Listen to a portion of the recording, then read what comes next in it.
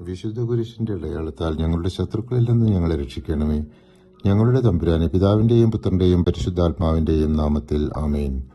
വിശുദ്ധ മാർക്കോസ് സുവിശേഷം അധ്യായം 10 യേശു വിവാഹത്തെക്കുറിച്ചുള്ള ഉപദേശം, കുട്ടികളെ അനുഗ്രഹിച്ചത്, സമ്പന്നനായ യുവാവിനോടുള്ള സംഭാഷണം, തന്റെ കഷ്ടതയും മരണവും പ്രവചിച്ചത്, ശിഷ്യന്മാരുടെ അഭിലാഷങ്ങൾ, ബർത്തിമേയോസ് എന്ന അന്ധയാചകന്റെ സൗഖ്യം എന്നിവ ഉൾപ്പെടുന്നു.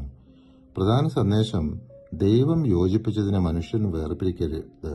ദൈവരാജ്യത്തിൽ പ്രവേശിക്കാൻ വിനയം, വിശ്വാസം, സമ്പത്ത് വിട്ടുമാറാനുള്ള തയ്യാറെടുപ്പ് എന്നിവ ആവശ്യമാണെന്ന് ഓർമ്മിപ്പിക്കുന്നു.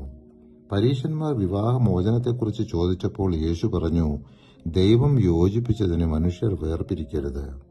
വിവാഹം ദൈവത്തിന്റെ സൃഷ്ടിപദ്ധതിയിൽ ആണും പെണ്ണും ഒന്നാകുന്ന ബന്ധമാണ്.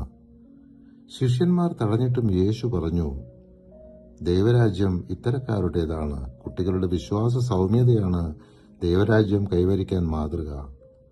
യുവാവ് നിത്യജീവൻ ചോദിച്ചപ്പോൾ യേശു കൽപ്പനകൾ പാലിക്കണമെന്ന് പറഞ്ഞു. എന്നാൽ യേശു അവനോട് തന്റെ സമ്പത്ത് വിട്ട് ദരിദ്രർക്ക് കൊടുക്കാൻ ആവശ്യപ്പെട്ടപ്പോൾ അവൻ ദുഃഖത്തോടെ മാറി. യേശു പറഞ്ഞു, ധനവാനായവൻ ദൈവരാജ്യത്തിൽ കടക്കുന്നതിനേക്കാൾ ഒട്ടകം സൂചിക്കുഴയിലൂടെ കടക്കുന്നത് എളുപ്പമാണ്.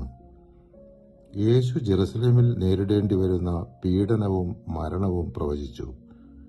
സെബദിയുടെ മക്കളുടെ അഭിലാഷം അവർ മഹത്വത്തിൽ വലതും ഇടതും ഇരിക്കണമെന്നതായിരുന്നു.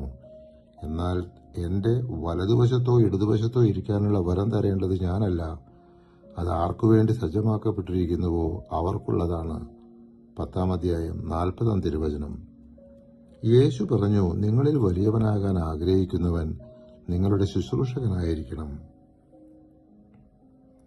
തിമേയൂസിന്റെ പുത്രനായ ബർത്തിമേയോസ് എന്ന അന്ധയാചകൻ വിശ്വാസത്തോടെ യേശുവിനെ വിളിച്ചപേക്ഷിച്ചു, ദാവീദിന്റെ പുത്രനായ യേശുവേ, എന്നിൽ കനിയണമേ. യേശു അവനെ സൗഖ്യമാക്കി. നിന്റെ വിശ്വാസം നിന്നെ രക്ഷിച്ചിരിക്കുന്നു. തൽക്ഷണം അവന് കാഴ്ച ലഭിച്ചു. അവൻ യേശുവിനെ അനുഗമിച്ചു. പരിശുദ്ധാത്മാവേ, തിരുവചനത്തിന്റെ അനന്തശക്തിയാൽ ആത്മാവിന്റെ ബലങ്ങളും ദാനങ്ങളും നൽകി തീക്ഷ്ണതയാൽ ഞങ്ങളെ ജ്വലിപ്പിക്കണമേ. ആമേൻ.